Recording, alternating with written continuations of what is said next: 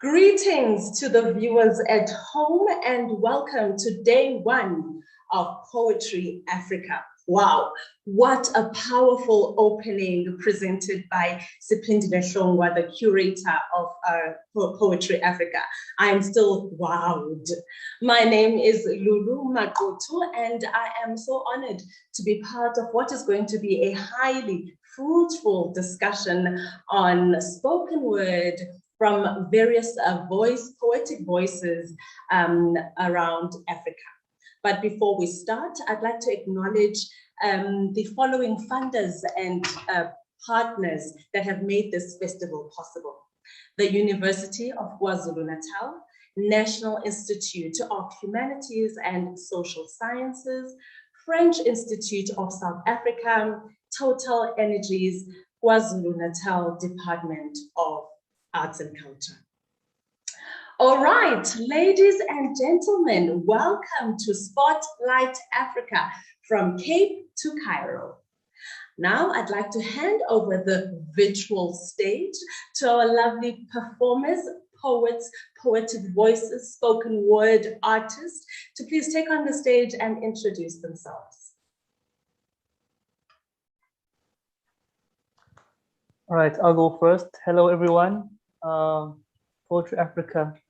My name is Sihle Ntuli. I'm from South Africa, Durban specifically. And if you want to be more specific than that, KwaMasha. And I'm a hometown boy for this festival, so I'm very, very honored to be here. And yeah, it's a great privilege to be amongst the more international panel that we have today.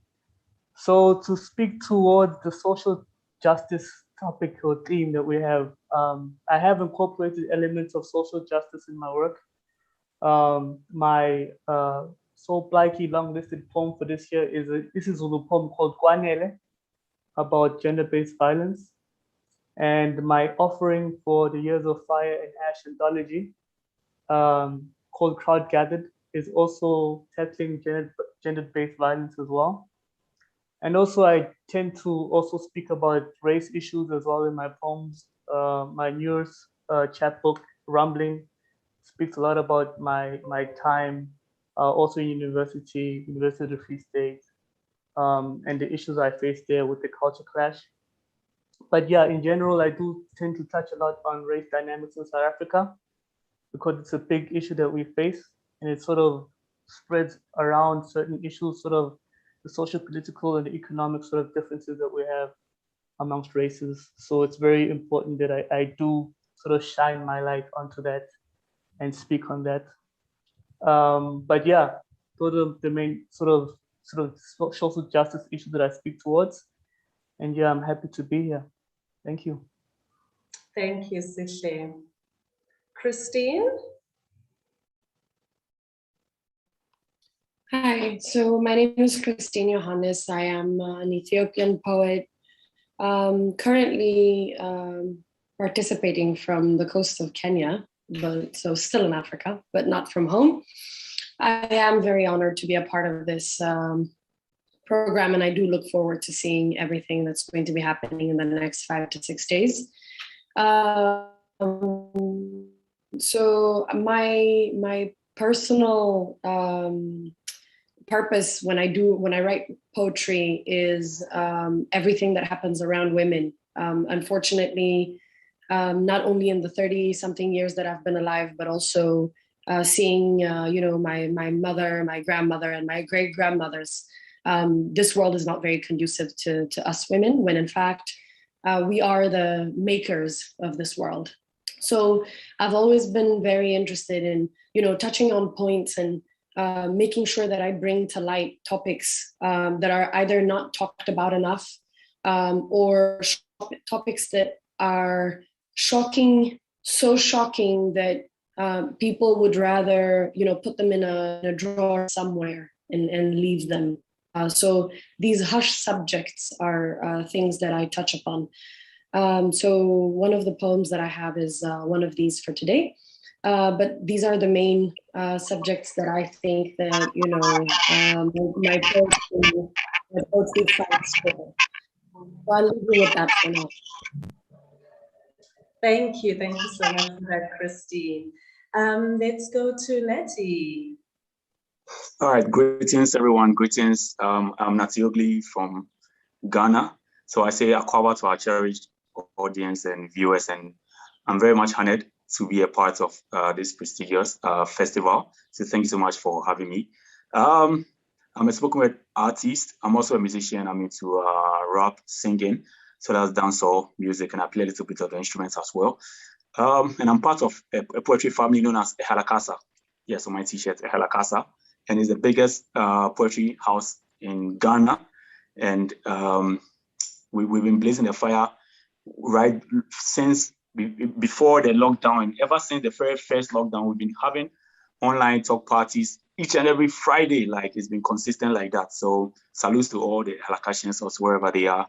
Yes, and my works center on religion, sociopolitical issues, and a lot of things that bother my mind. So most of them are just reflections or sounds of my soliloquies, you understand? Yes, so today I'll be sharing a few with you, something that touches across Africa, and I believe it will be a right input with regards to our discussion. All right, so thank you so much once again, and I wish you all the best and enjoy the festival. All right, thank you. Thank you, Natty. Welcome. Let's go to Tarik. Hi, Tarik. Yes. Do you hear me now? Yes. Good morning, everyone. We are still in the afternoon here. Good morning, Africa. I'm glad to have a session with you to participate in this carnival of poetry that we have today. And I'm Tarik Larbi. I'm a lawyer and I'm a slammer poet in Morocco, in Tangier. And so I think it was a mistake to do. It's not from Cape Town to Cairo. It's from Cape Town to Cape Spartel, the last point of North Africa, near to Spain. It's here in Tangier. So it's called Cape Spartel. So I'm glad to have you in the session. We are here in Tangier. We made a club poetry that's called Cafe Slam Poem in Tangier, and since 2030 we start and we did sessions of a lot of poets in Tangier, urban poets, classic poets, and that's help us to share our opinion, to share our feelings, to share our problems together.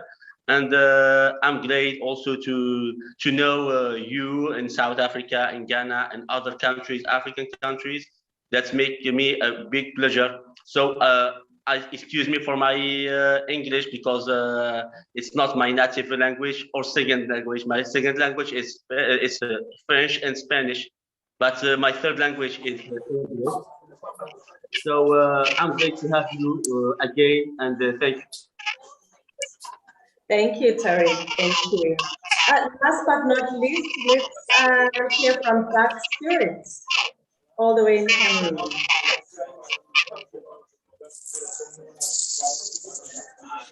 Hi. You hear me now? Yes, we can, loud and clear. Okay. Hi, everybody, everyone. I hope that you're fine. I'm really happy to be here with you today. I'm a poet, slam poet. Kissy, aka Dark Spirit from Cameroon. How my art can contribute to social justice in my country.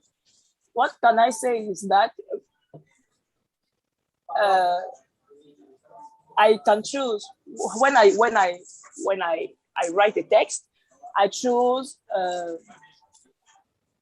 a good theme, a good thematic. Thematic can be important, like war. I can talk about violence. I can talk about women. I can talk about many things. But in my country, we have a big problem. we have a big problem is that we are not free. We are not really free. If you want to speak free, if you want to speak like politician, you, what can I say? Can I tell it in French? Can I translate it in French? Oh. Ok, thank you. Ce que je disais tantôt, c'est que ici au Cameroun, parler librement, c'est un peu délicat. C'est délicat de parler ouvertement parce que l'artiste déjà, vous allez m'excuser, hein, moi je vais dire la vérité, l'artiste est réduit à une personne qui a raté sa vie, malheureusement. Ici, c'est un peu comme ça qu'on appréhende l'artiste. Du coup, on n'est pas complètement libre. On se dit, les artistes sont forcément des personnes qui se dopent, des personnes qui sont accros à des drogues dures. Pourtant, c'est pas toujours ça. En fait, je vais même dire, ce n'est même pas ça du tout. L'artiste, c'est quelqu'un de très cultivé. Moi, par exemple, je vais prendre mon exemple à moi. Je suis doctorante en lettres modernes françaises et je suis également journaliste de profession. Donc, vous voyez un peu cette situation-là qui n'est pas en notre faveur. Quand on essaye de toucher des problèmes dans des domaines comme la politique, l'économie, on nous dit, mais pourquoi vous osez parler de cela et tout? Et de temps en temps, on reçoit des menaces. On ne nous encourage pas à parler de ce type de problèmes. Des problèmes comme des viols. Les viols, la guerre, on nous dit toujours non, on est toujours en train de nous serrer le cou, en train de dire non, les artistes n'ont pas le droit de parler librement. Par contre, nous les slameurs, comment je vais dire ça? Nous les slameurs, on est très accrochés sur le thème. Parce que le slam, c'est d'abord le thème, c'est le texte, c'est d'abord l'écriture.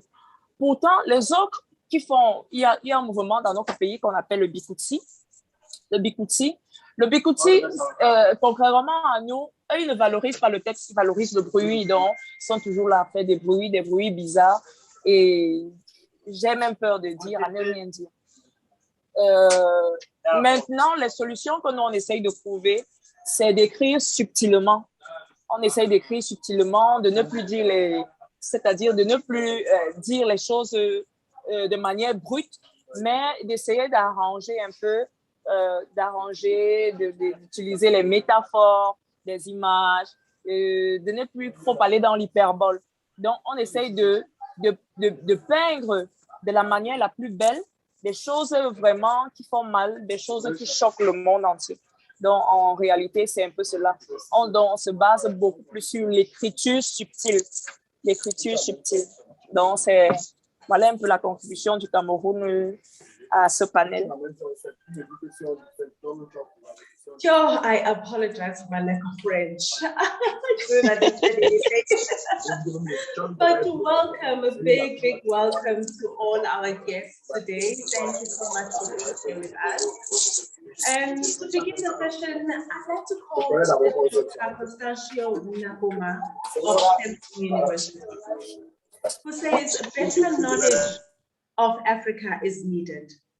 Not in order for us to feel proud of Africa or of ourselves as Africans, but in order that our Africanity is expressed in its authenticity. And I personally believe that Poetry Africa is a platform that allows for that expression of authenticity of the true African in us. I'm sure each poet here can agree with me that the genre of spoken word has progressed immensely over the years. It is slowly being unmuted in our African continent. If I may ask the poets to please share on that with regards to their respective countries, the struggles, the triumphs, the visions, where poetry is coming from and where it's going. Sihle, we can start with you. Right. Yeah, it's a very sort of broad question, which is easy to work with as well. So thank you for that. So yeah, I'm a page poet. I like to think of myself as somebody who operates primarily on the page, but we say to coexist with the stage poets as well. Hear My Voice, the platform that is facilitating this session, is a stage-orientated sort of platform. Whereas, yeah, like there are opportunities for your page poets and your stage poets in South Africa. If you were to ask me how to participate as a page poet, I'd probably point you to journals. That is where sort of us as page poets sort of develop ourselves. I have lots of poems that I've sent out there in the early stages, and then by the time they get to the book, they've probably been edited and reworked to the point where they are ready to then end up on the book. So in terms of development of a page poet, yeah, journals. But then for a stage poet, there are many sort of events provincially. And of course, stage poets, I know eventually can go up and compete in international sort of slam competitions as well. Yeah, so it's interesting. There's lots of sort of avenues to be a poet, and you can choose what you feel to do best, what works for you. So yeah, South Africa as a poetry destination, I think we do actually offer a lot. But in terms of what I do as a page poet, I'd say Nigeria is the leader. A lot of our African poets, Nigerian poets, are actually on these international journals, big international journals. And yeah, a couple of us are also able to own sort of practice enough to be able to send our work and get recognized internationally as well. But yeah, I'd say probably our stage poets are really doing like quite well. I know some of our panelists from our other sort of sessions are stage poets, and they've actually traveled internationally as well. So yeah, we are thriving at the South African sort of poetry scene, both stage and page. And yeah, we offer a lot to the African context as well. Yeah. Thank you for that, Sihle. Thank you for that distinguishment of the stage poet and the page poet, and how much it has progressed over the time in South Africa. Christine. Thank you, Lulu. So actually, Sihle said everything, but in regards to Ethiopia, it's pretty much the same. Now, my journey with poetry in Ethiopia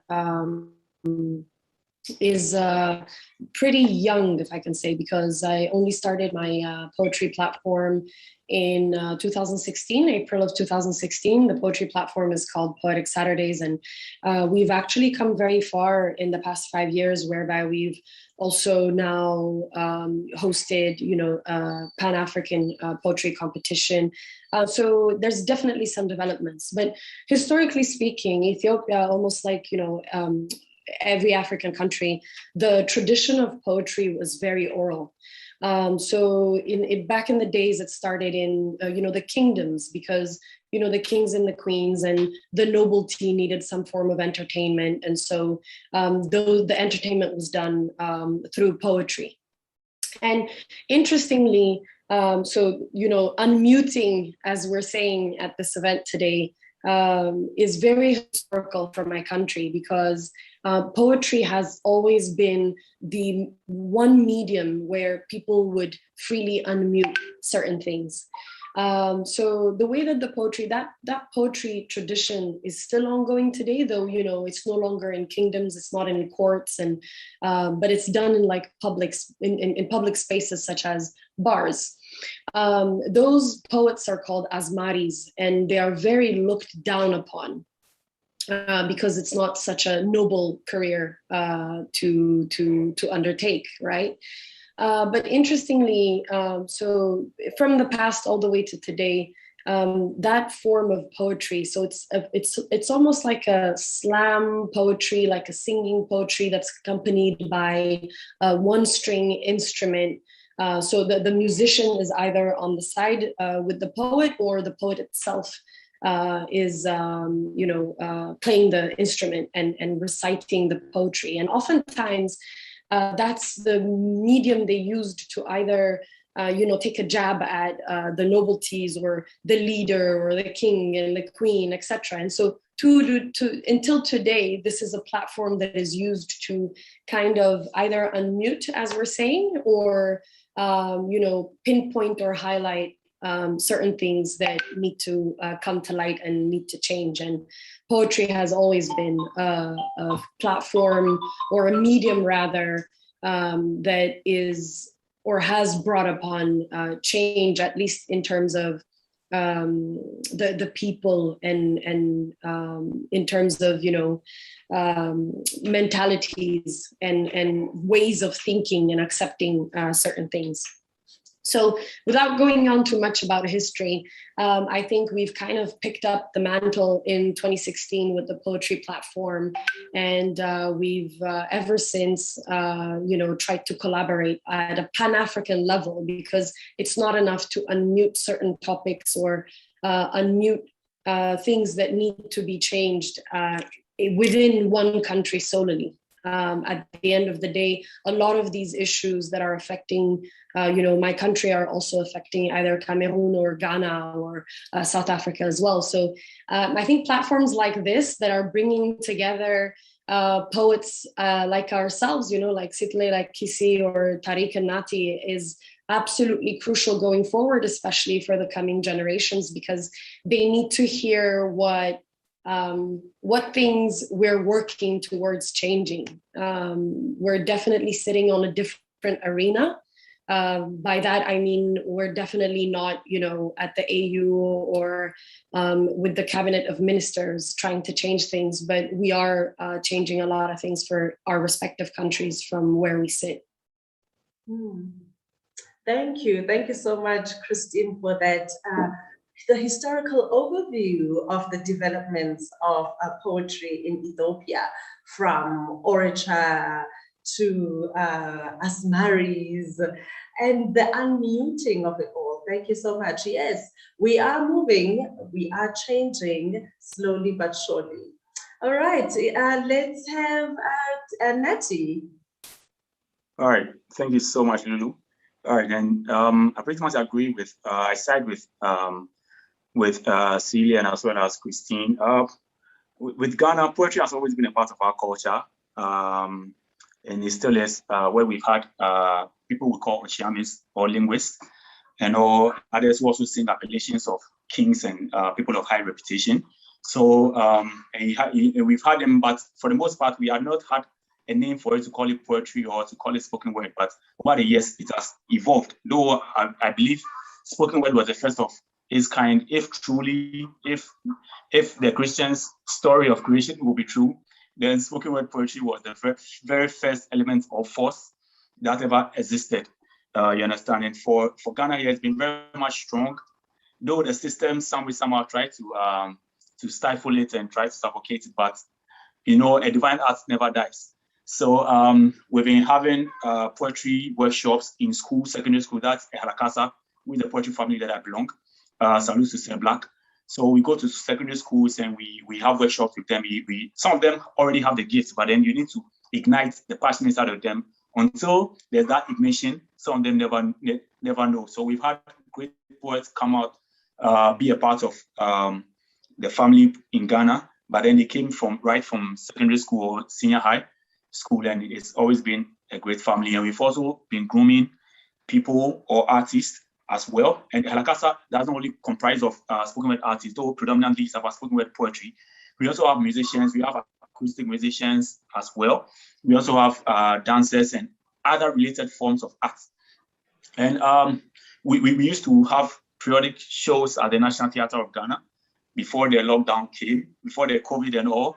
And when it came, a lot of people were somehow confused, we as well. But then we thought it wise to move the physical meeting onto the virtual space. So right from the very first lockdown, I said earlier, we've been having the online talk party each and every Friday, which I'm the host. I've been the host ever since. And we've had artists not only in Ghana, but across Africa, as well as the world as well, and it's been amazing. We've kept the fire still blazing and all. So I'll say poetry in Ghana is very much popular, though sometimes the system pretends not to see us, but then, you know, us it's a divine art. We still grind regardless, and as a reformative tool, we've had poets who are very audacious, very brave in their write-ups. We say things that the ordinary person cannot say, because poetry gives us the chance to live a million lives in one. And we've never been afraid of what the system might do to us and all. But then, so we still keep grinding in that regard. And I'm glad we have platforms like this to interconnect within the African regions, so we can to foster collaborations and also to make us cross borders, regardless of even language barriers and all. So we've been doing our best to hold down the fort here, and I say salutes to all the poets, not only in Ghana but across Africa, doing a great job as well. All right, thank you. Thank you, Natty. Thank you for sharing how poetry has evolved in Ghana. And, you know, we will not be stopped by any pandemic, any COVID-19. We will strive to continue to put our voices out there, and we are not afraid of the system. I love that. Thank you. Shall we go to Tarik? You can unmute, please.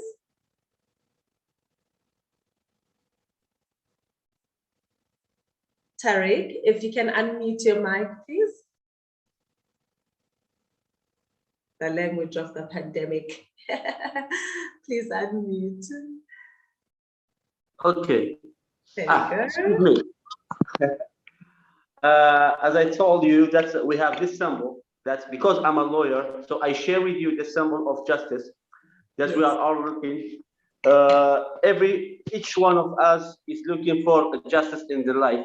He expressed himself by looking for this justice about poetry or by his job.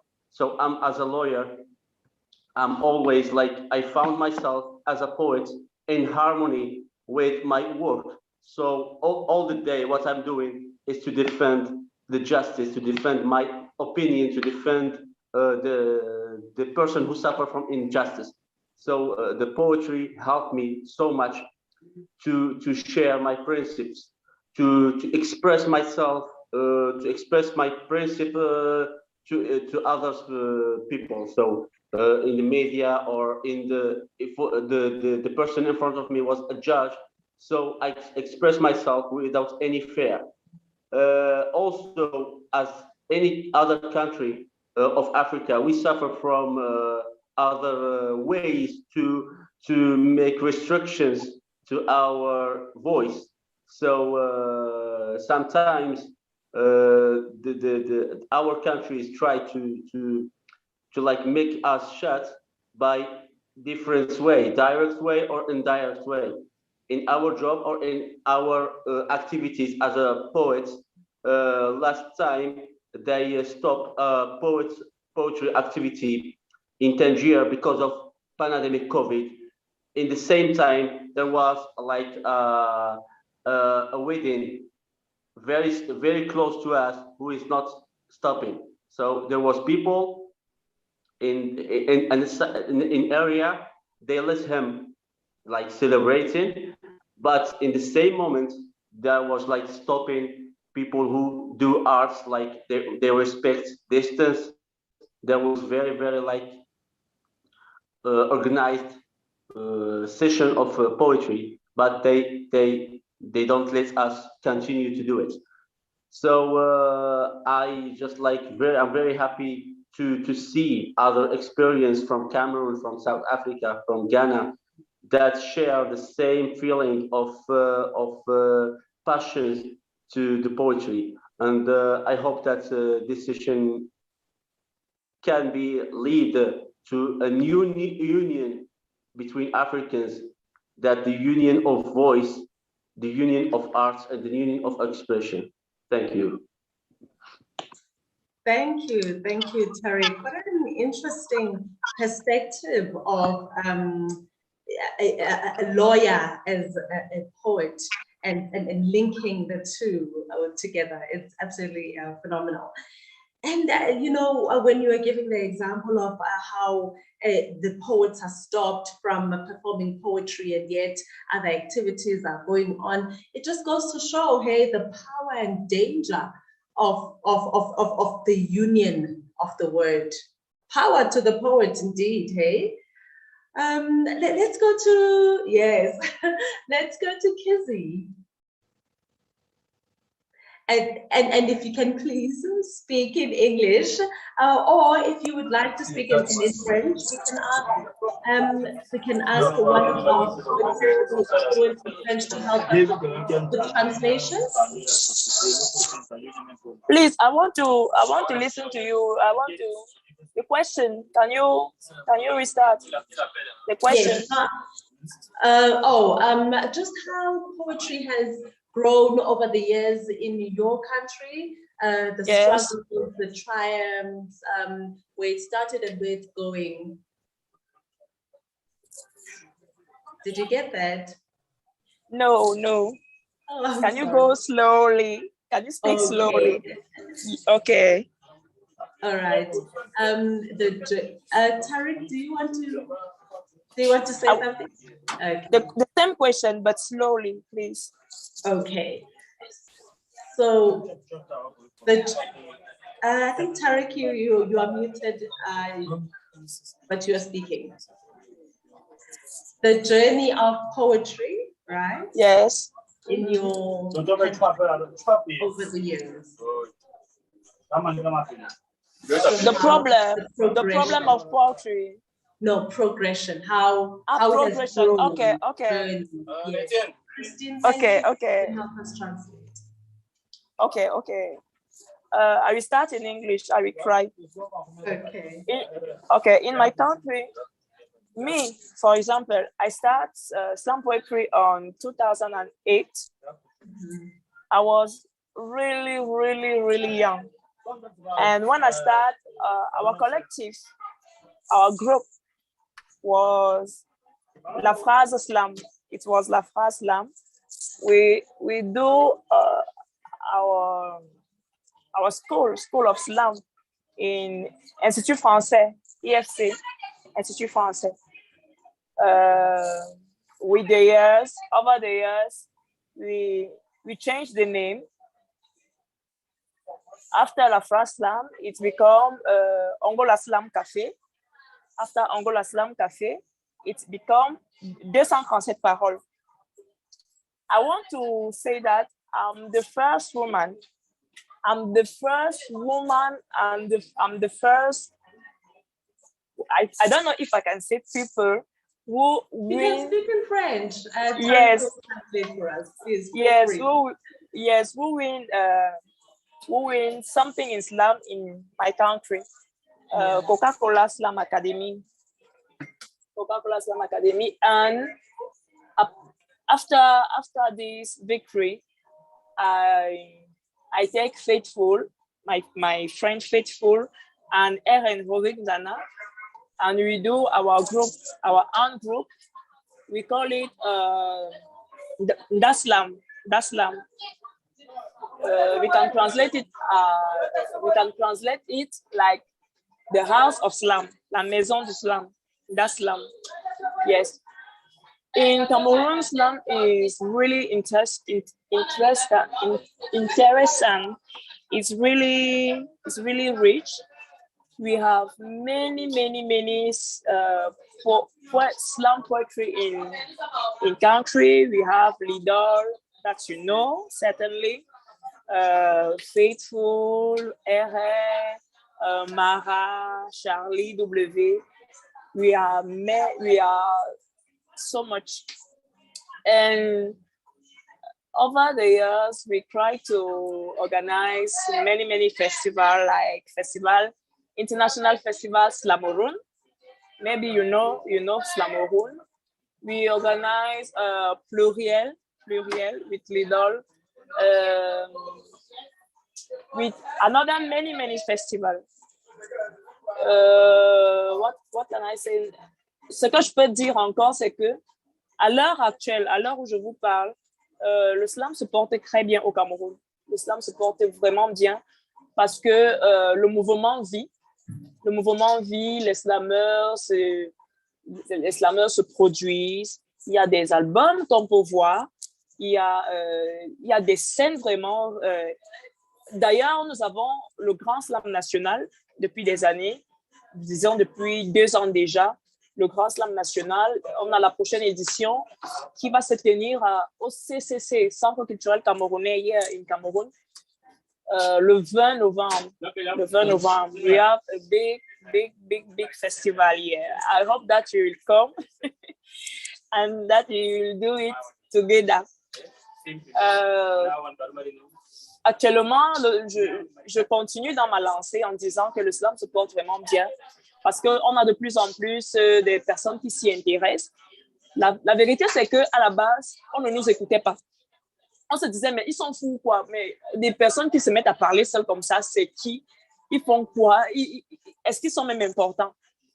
Parce que quand on arrivait là, on regardait, on avait des stars, des grandes stars comme les Lady Ponce qui venaient, qui chantaient, qui dansaient et tout. Parce que les Camerounais, pour le dire, hein, ils aiment le bruit. Cameroonians prefer noise. But now we can see that many Cameroonians prefer text. They find that our texts are rich, really rich. On a tout fait pour intéresser le public et disons que c'est un pari tenu. Le slam actuellement, le slam intéresse, le slam voyage, le slam, même, je peux même oser dire que même les vieillards, les personnes âgées s'intéressent au slam. Et ça, c'est notre plus grande victoire. En fait, nous, on n'attend même pas d'argent en retour. C'est pas le plus important pour nous. Pour nous, le plus important, c'est de faire passer le message. C'est de faire que le mouvement existe et qu'il vive éternellement. En fait, pour nous, c'est le plus important. Et je pense que à l'heure actuelle, nous sommes gagnants. Nous sommes gagnants et nous comptons avec l'appui du ministère des Arts et de la Culture, Minister of Art and Culture, de faire vivre éternellement ce mouvement qui est vraiment bien parti pour être l'un des piliers de la musique africaine. Voilà. Tarik, you want to jump in there? Can I translate for her? Please. Thank you. Okay, Kissy, it's a pleasure to know you. It's a pleasure to hear you in French, and I will try to translate as I can. So basically, they say that in the Cameroon there is a lot of evolution in the slam poetry over the years, and it starts by the French Cultural Center that starts the initiative of slam in this country. And by the way, the Cameroonese people like the noise, like sound, like hits, like dancing. So the slammers try to make it more interesting for those category of people by different kind of text that are very, very, very loud text and rich of meanings and sounds and music. So by this way, the evolution of slam in Cameroon, it's more attractive for people now, for young people now.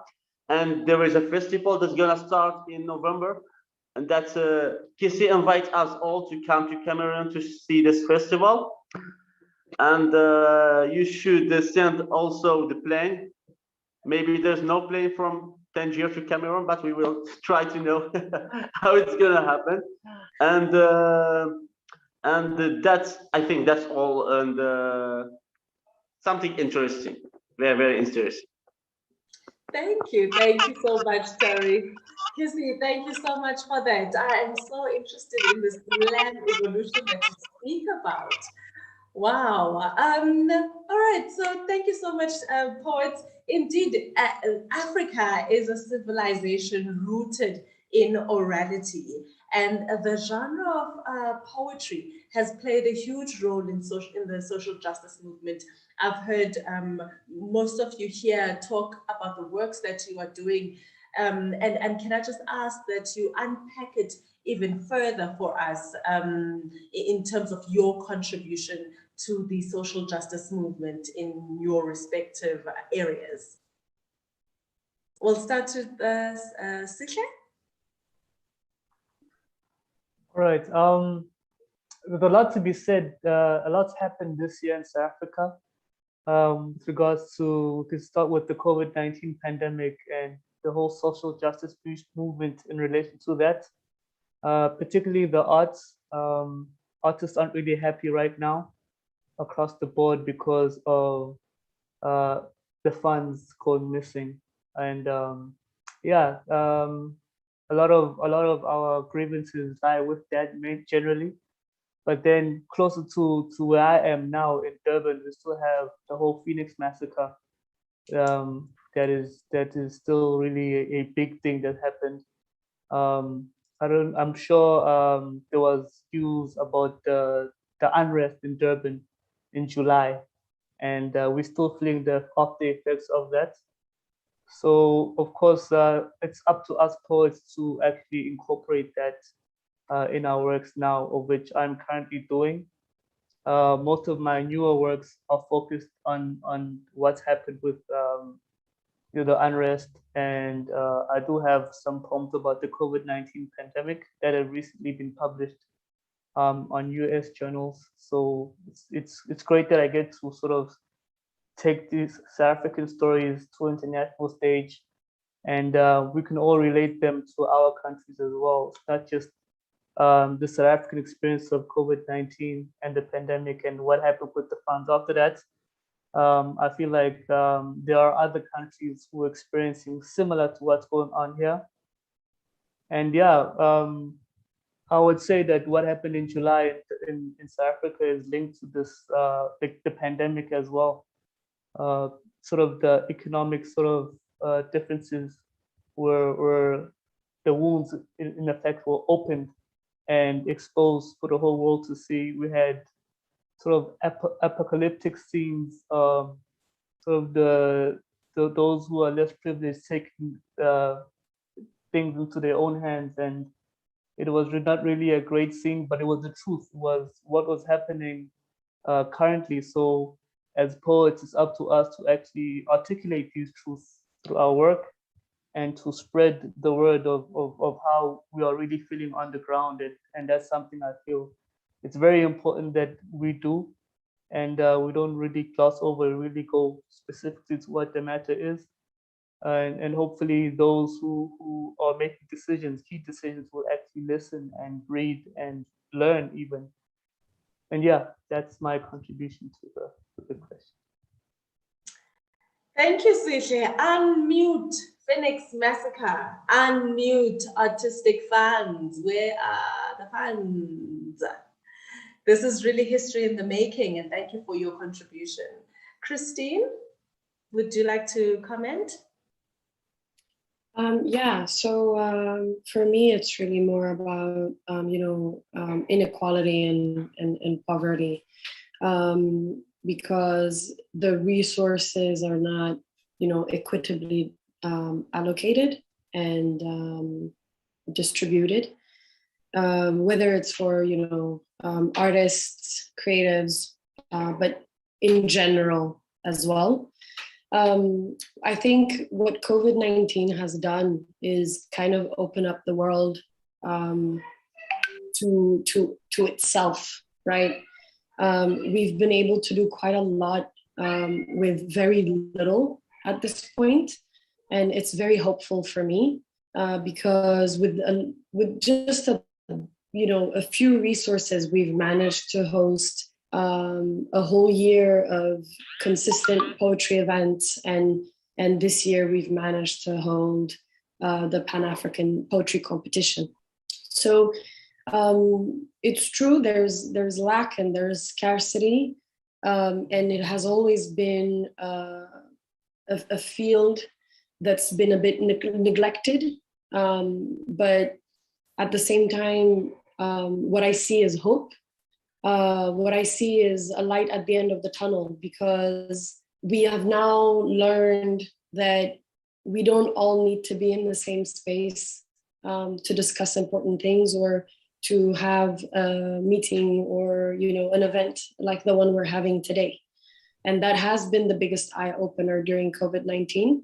And the other thing is that because everyone had been stuck for a year in their own homes, without much access to a lot of things. Of course, the restrictions depend on from country to country, but I think it has allowed a lot of people to understand that whether it's poetry, music, painting, or any of these mediums in the creative and arts arena is almost like oxygen.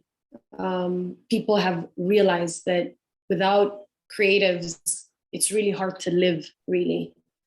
So I think that's the biggest eye opener that COVID-19 has brought about. And I realized that, you know, many people have lost loved ones, and there's been a lot of pain throughout the year. And I don't want to be singing praises of COVID-19 when I shouldn't, but I'm also grateful that it happened, because we have now been able to see that there are actually other opportunities for us to make our voices heard. And there are, you know, alternative ways of doing things that, you know, we don't necessarily need to depend on what I like to call the big boys to get our stuff out there and, you know, to get our work done. So this, I'll leave you with. Thank you, Christine. Thank you so much. Unmute inequality, unmute poverty, definitely. You are so right in that COVID-19 really exposed us to ourselves, and we are still learning these new alternatives. We are still learning so much about ourselves and what's possible and how far we can go. Thank you for that. And Natty. All right, thank you, Lulu. All right, for me as an artist, as a poet, I've always gone beyond the rhetorics. I've gone beyond the stage, and I walk my talk. You understand? So, my contribution with regards to social justice, I was part of the recent demonstration that happened in Ghana with regards to the public outcry of "Fix the Country." I don't know if you heard about it, but I believe you. Some of you might have, of course. A larger chunk of the youth in Ghana came out in their numbers on 4th of August to demonstrate against the ills of society, the ills of governance. Not only the youth, but also we had old people also coming out, and it really showed the severity of the situation. And I also took advantage of the demonstration to also shoot a video for one of my songs titled "The Country."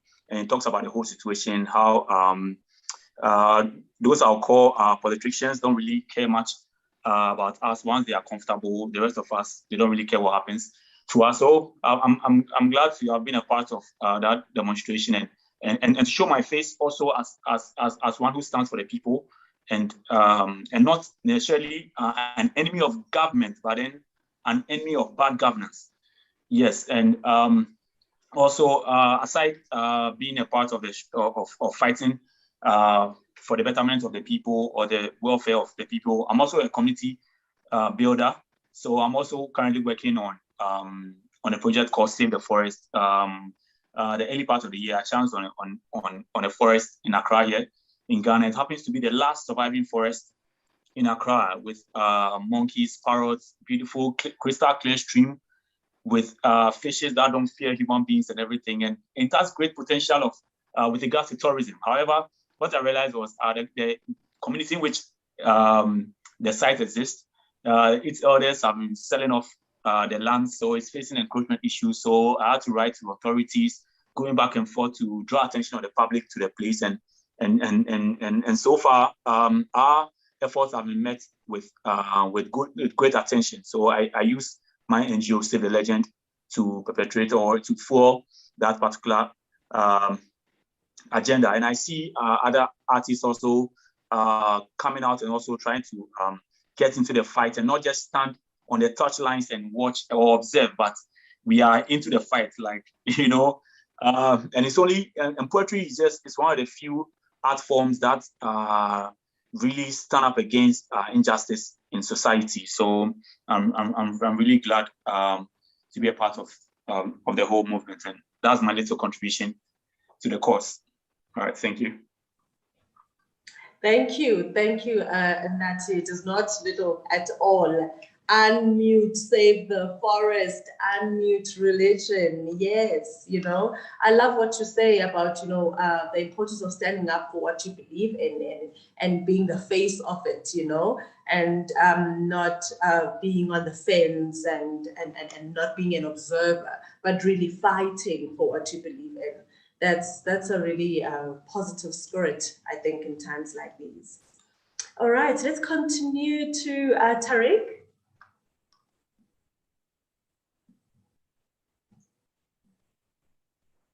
I think you're muted, yes. Just unmute, please.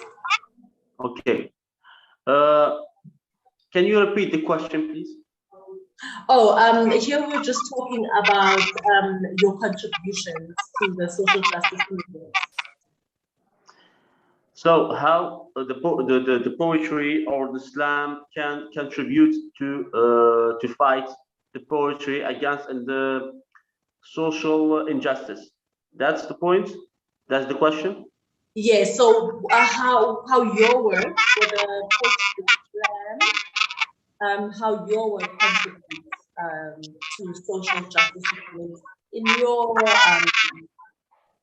surroundings.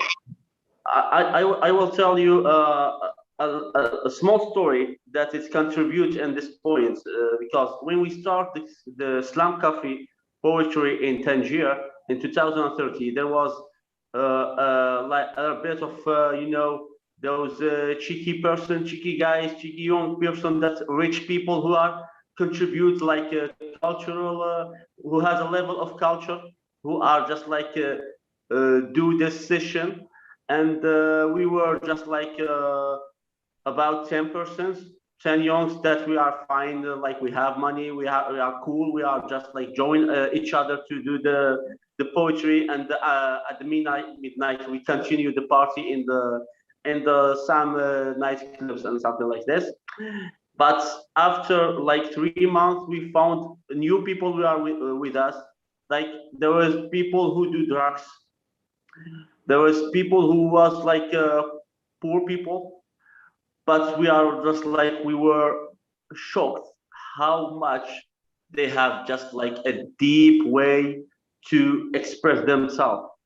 So they were talking about their poverty, they were talking about their situation, about the drugs in our society, because you should know that Tangier is like a city of a big deal of drugs.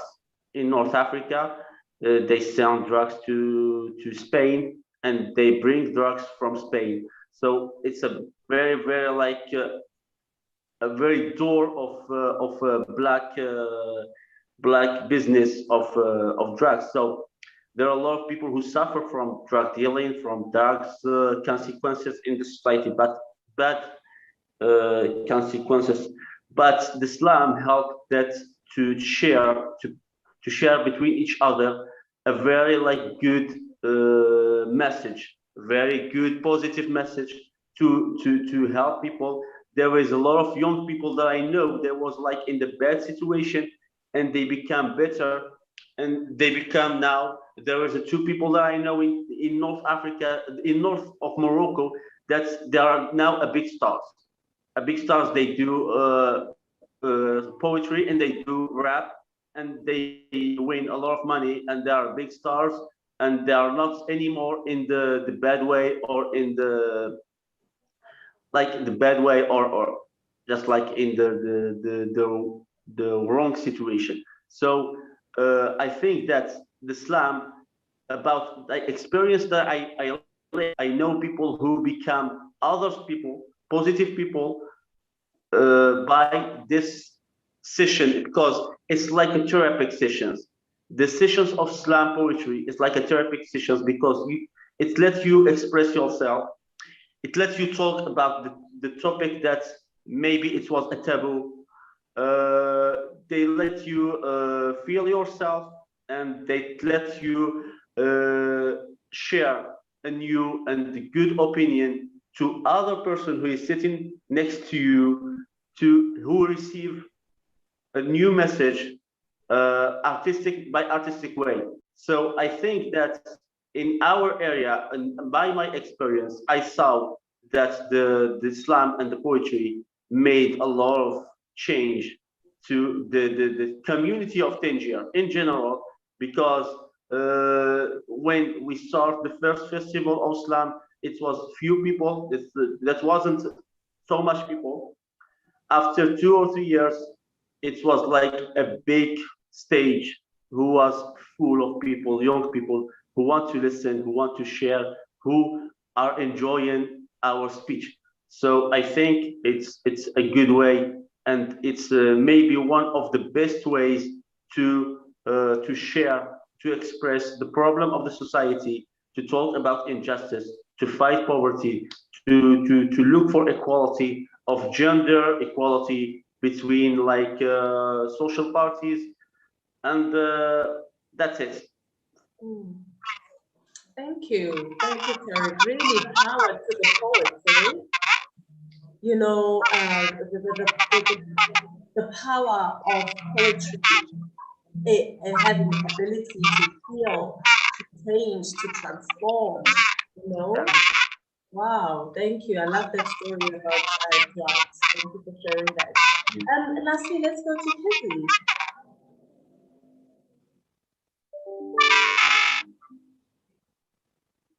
Kissy?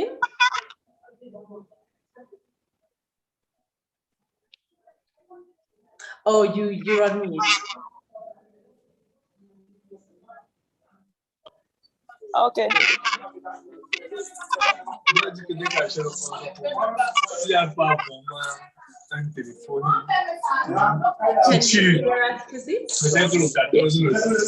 Yeah, yes.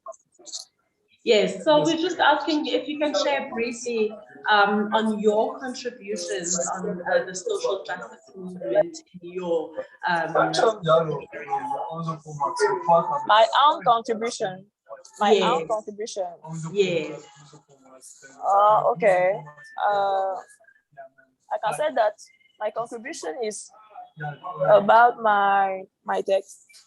Like I say, when I've start my text. How can I do to touch people? I choose the most important thematic. When I start this session, I say that it's really important to choose good thematics. It's really important. I cannot start to write many things like this, just like this. Me, I'm involved. I like to talk about war, like I say, because the truth is that my country don't have peace completely. My country don't have peace.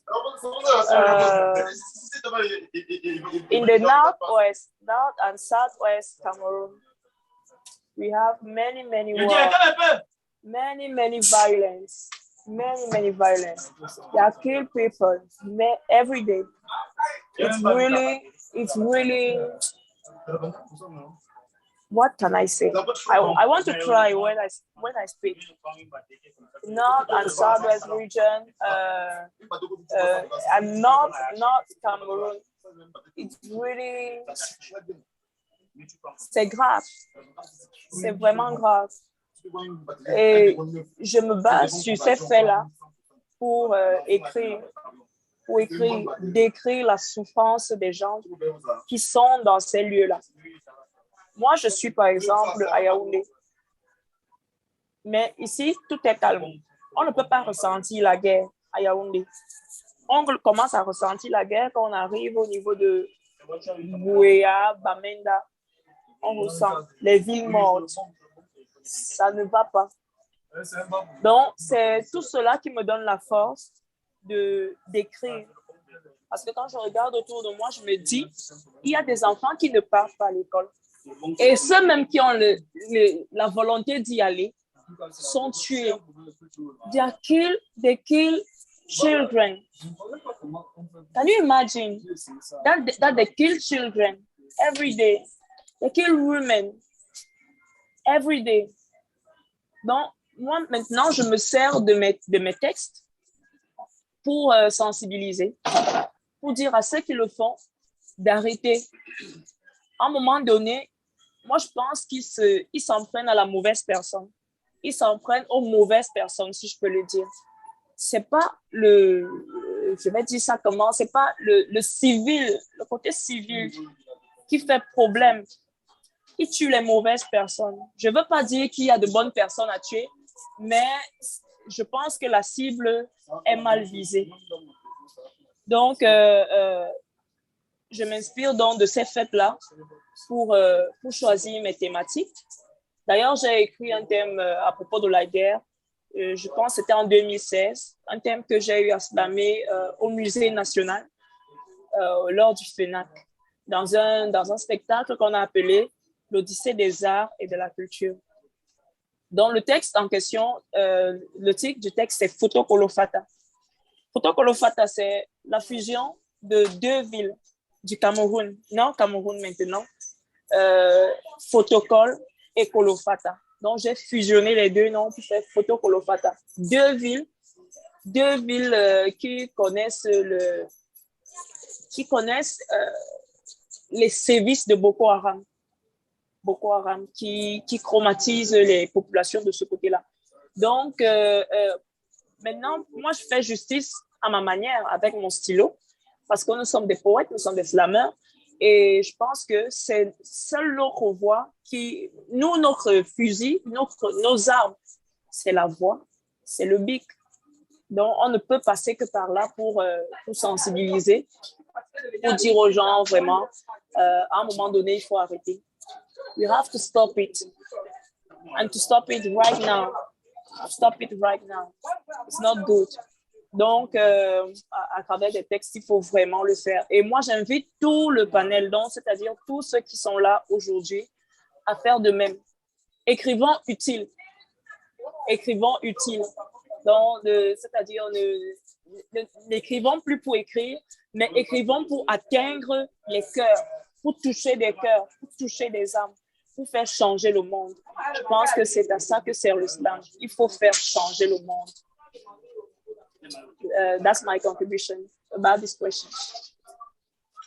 Wow. Thank you, Kissy. Thank you. Do you want to briefly translate, Tarik?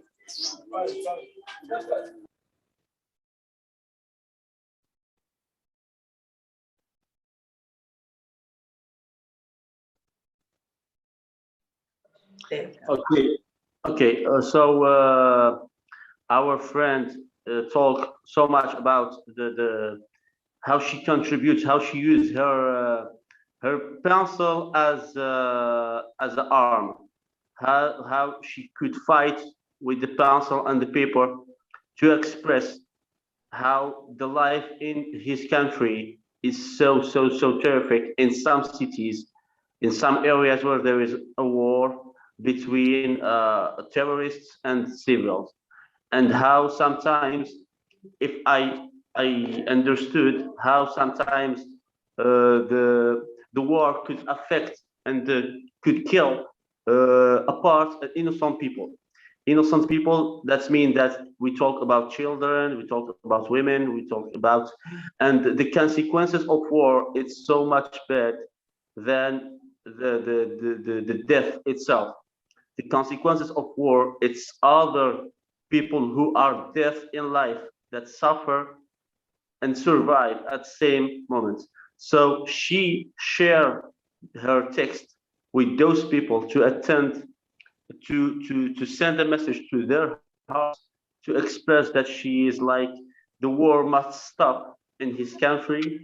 And I will talk about myself. I'm so shocked, and I'm so like feel the pain about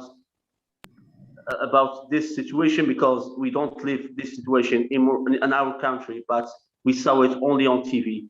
Now I feel it, because without staying poetry, with his only speech, she said a lot of things that maybe 100 songs could not express more than his truth, and that she said in this moment. Thank you so much, Tarik. Really, I do agree with you. It's shocking, absolutely shocking, the violence that we face in Africa. And thank you for sharing that, Kissy. I believe you get to touch lives. You really emphasized how you guys are not free in the country, and how much you want to touch lives. Well, now we're coming to my personal favorite part, where we are going to share some live performances from the poets. Just to look at the time, we are really tight on time, so I'm just going to ask if each poet can go on a maximum of 2 minutes, preferably, please, and we'll start with Christine.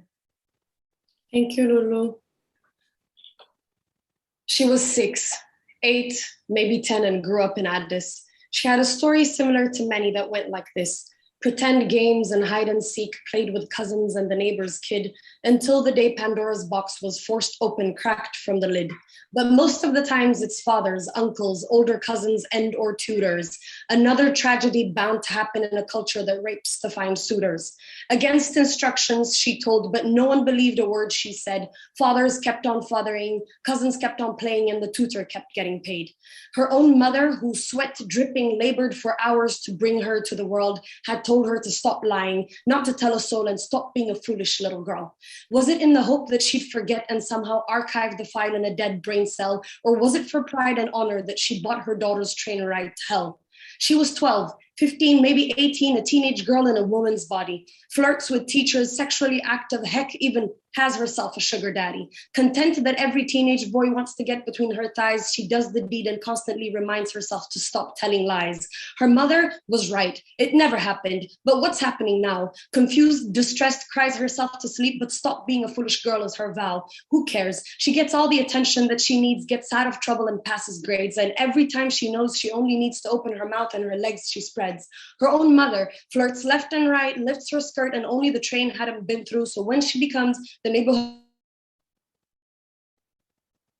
that it would be her daughter's only competitive advantage, that she silently taught her that her golden ticket was between her legs from an early age. She was 22, 25, maybe 28, a working young woman with a ticking clock. Time won't linger. She'd been formatted to know her worth, show her value by the golden ring around her finger. She went to a good school, comes from a middle-class family, has traveled with her parents or her foreign boyfriend, and often speaks English fluently. The exposure allows her to hold a conversation, but never with herself, a topic she's left untouched like the Bible full of dust on an atheist's shelf. She has priorities now, so she wakes up each morning ready to be hunted and hunt, eager to find the one worthless enough to love her. Excuse me for being blunt. Her mother never taught her that there wouldn't even be one that's worthy, not one pure enough to feed her passion, to shower her body with kisses and love her deity. Was it because the mother didn't know any better than to believe in womanhood? Had she forgotten to teach her daughter that we are sacred, or had she misunderstood? She was 30 and some things, an engaged woman. She wasn't alone and childless like those women who won't shut up, who wouldn't listen not to scare the men away by fighting and standing up. She wasn't like those women stuck at desk jobs suing their bosses for harassment. She had climbed beds and the ladder she was married with no attachment. Her mother was proud. Her daughter had made it in this unfair man's world. She had the house, the car, the bank account to prove that she was not a foolish girl. And every time they gaze into each other's eyes, they remember to forget that day, both silently agreeing that this is how a woman should get her way. Was it in denial that this was no easy route to take, or were they both suffering from an infinite heartbreak? She's 40-something now, and her daughter comes back from school. At the back of her mind, she wonders if she's the fighting type or a fool. She wants to tell her to be stronger, but she doesn't know how. She worries she'll be devastated to stand when everyone else will bow. She prays that no one cracked her lid and broke her heart. She wishes for a second chance at life, so lives it through her daughter's start. The daughter doesn't understand the blank space in her mother's eyes. She wants to tell her daughter, but her own mother had told her they were lies. So she doesn't know how to open a room for discussions she's never had. All she knows is that she's been labeled as the girl that's always been bad. Was it pride and that she now sees staring in her daughter's face? Or does she understand that no amount of makeup can cover disgrace? She's on her deathbed now and looks back at her life. Was it more important to have been somebody's wife? She wishes her mother had been stronger for her. She wishes she was strong enough for her daughter. Implores the gods to strengthen women against injustice, to remind them that their own daughters are their apprentice. Thank you, Lulu. Wow. Woo! Thank you. Thank you so much for sharing, Christine. Let's go straight to Sihle, please. All right, so I'll make it quick. This one poem is from my book, Rumbling. It's called For Bongani Mayos. The teeth, the jaw, the clenching violence of the bone, the twisting, perspiring, the sweat down toward the ground, the same sound when the tree falls alone. One man's lone scream and anguish that they said they could not understand, that they chose not to understand, that they refused to hear with eyes that pretended not to see the intricacies of its black pain. Thank you. Thank you. Thank you so much, Sihle. Unfortunately, time has really run out, and we have to apologize to our live audience members and to the poets that hadn't shared yet. But what we will try to do is to get recorded poems from the remaining poets, and we can share them on our Facebook page. We have to really say goodbye now. A huge token of gratitude to our guests who shared themselves with us today. Thank you to the viewers at home. Thank you to Poetry Africa, the main host of this session. And a big thank you once again to the funders and partners, University of KwaZulu-Natal, National Institute of Humanities and Social Science, French Institute of South Africa, Total Energies, KwaZulu-Natal Department of Arts and Culture. From me, Nolulamo, thank you so much and enjoy the rest of the program.